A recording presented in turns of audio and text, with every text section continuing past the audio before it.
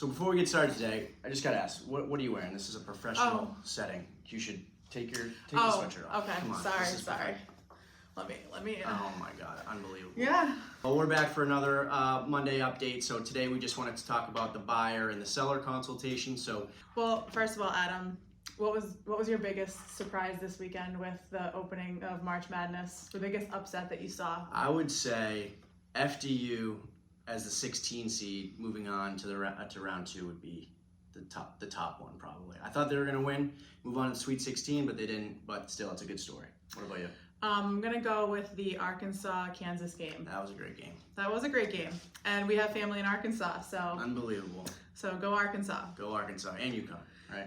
Yes. Oh, and UConn, of course. Yeah, my girls are playing tonight at 9. So love it. The biggest theme today is going to be don't let your biggest upset be not getting the house that you want because you didn't have a buyer consult. I went away to a conference last week, and one of the stories, somebody said they were looking to overcome objection by their client who refused to pay more money for a house in this competitive market. One of the agents there just came in and said, I'm just going to stop you right there. You shouldn't be teaching your client how to submit a competitive offer in the midst of writing an offer.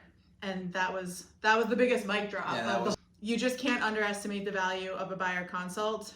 Even if you're looking to buy in 3 months, in 6 months, if you're a seller, if you're a buyer, you really need to get your ducks in a row. So typically the way that Adam and I work is when we get somebody that's interested in sell, buy, or buying, I immediately hand them over to Adam.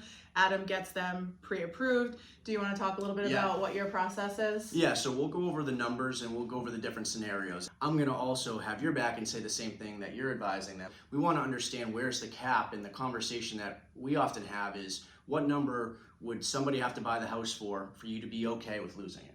Yeah, so once Adam gets you pre-approved and he has the number where you feel comfortable, because some people get pre-approved for $1 million and they don't want a $5,000 a month mortgage payment, so they would work the numbers with Adam and say, this is where I'm comfortable.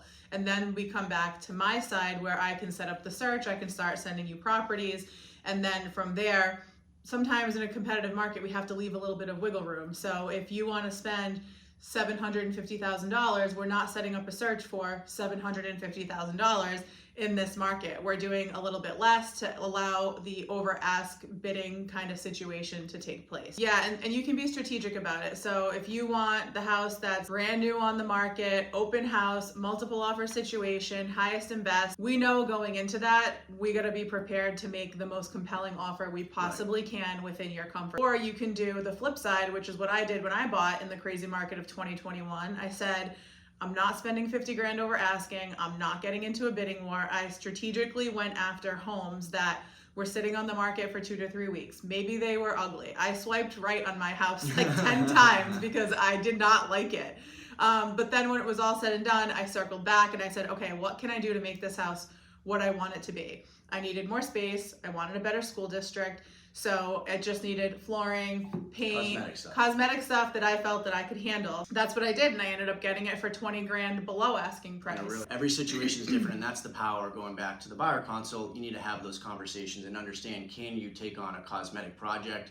And if you can, then you're going to put yourself in a much better situation. Right, and the beauty of the buyer consultation is not just about, what do you want, bedrooms, bathrooms, stuff like that, but what do I need to be able to put in an offer for you? And what is the component of every part of the offer? It's not just the price, it's the terms, it's the length that it takes to get your loan processed, it's a home inspection, it's an appraisal.